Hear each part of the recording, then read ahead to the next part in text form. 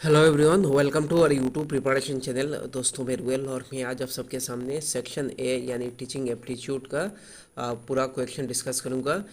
इसमें 20 मार्क्स का क्वेश्चन है। देखिए ये मॉक टेस्ट नंबर 12 है, याद रखना।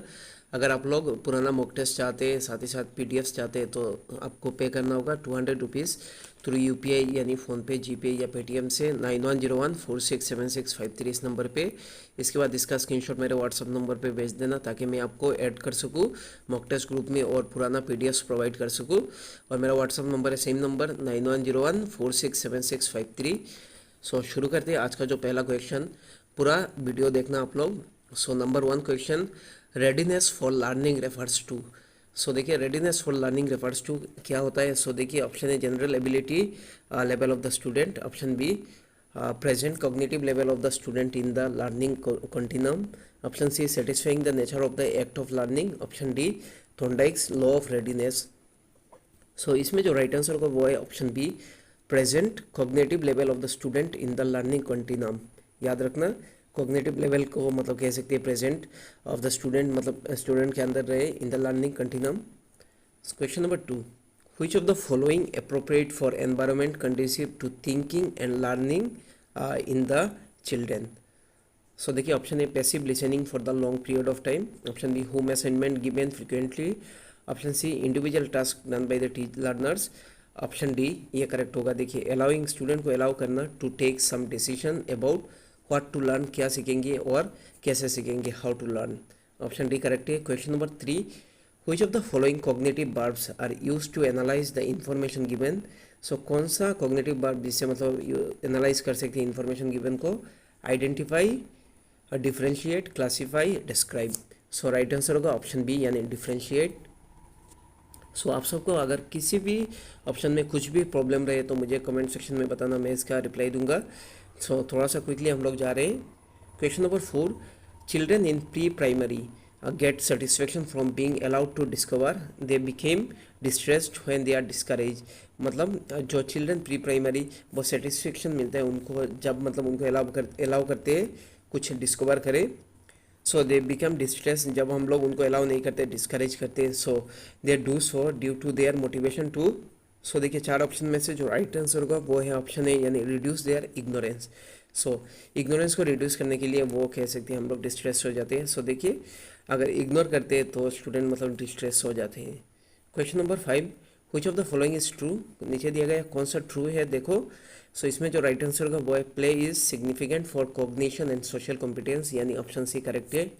देखिए ऑप्शन ए गलत है। देखिए development and learning are unaffected by the socio cultural context, ये अनएफेक्टेड नहीं है, इफेक्ट होता है।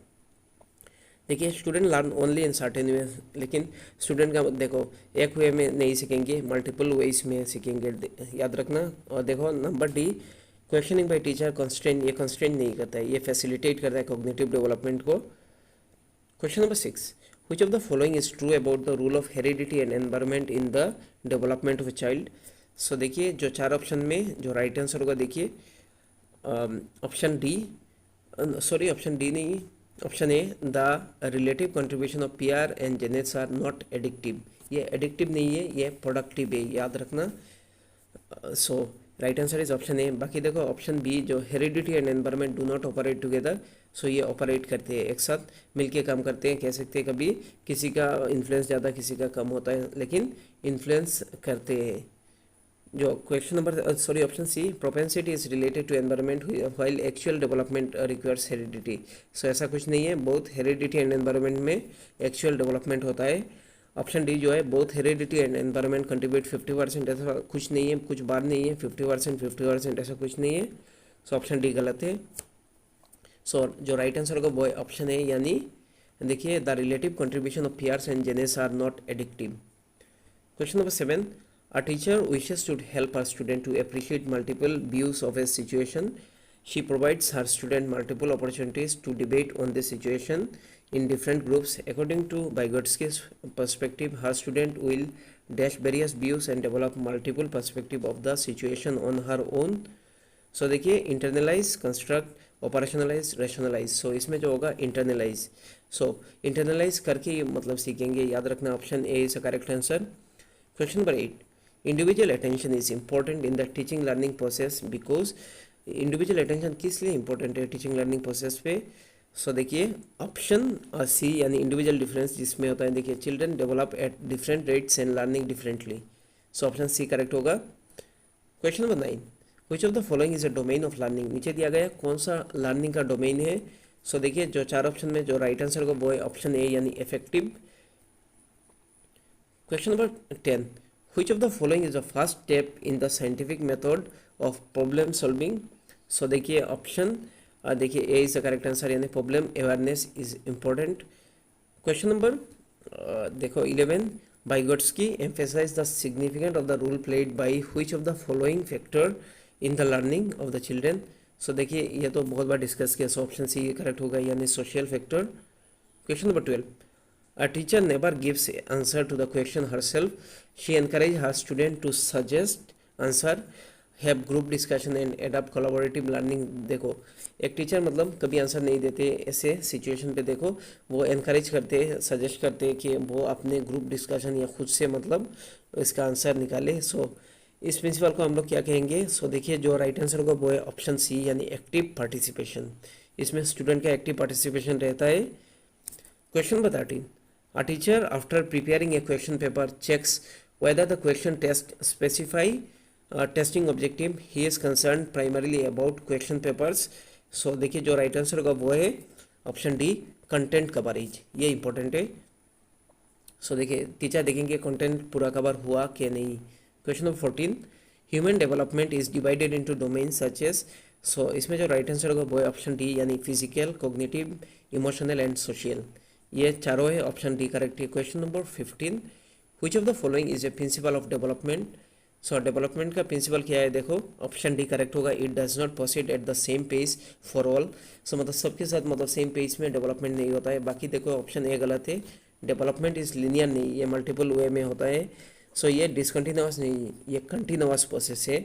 So all process of development are not interconnected, लेकिन सब प्रोसेस जो डेवलपमेंट का वो है कनेक्टेड है, इंटरकनेक्टेड, इसलिए ऑप्शन डी करेक्ट है। Question number 16, a teacher uses a text and some pictures of fruits and vegetable and hold discussion with her student. The student link the detail with their previous knowledge and learn the concept of nutrition. This approach based on, so ये approach किसके ऊपर base है। सो right answer होगा देखिए option C construction of knowledge, इससे construct होता है knowledge.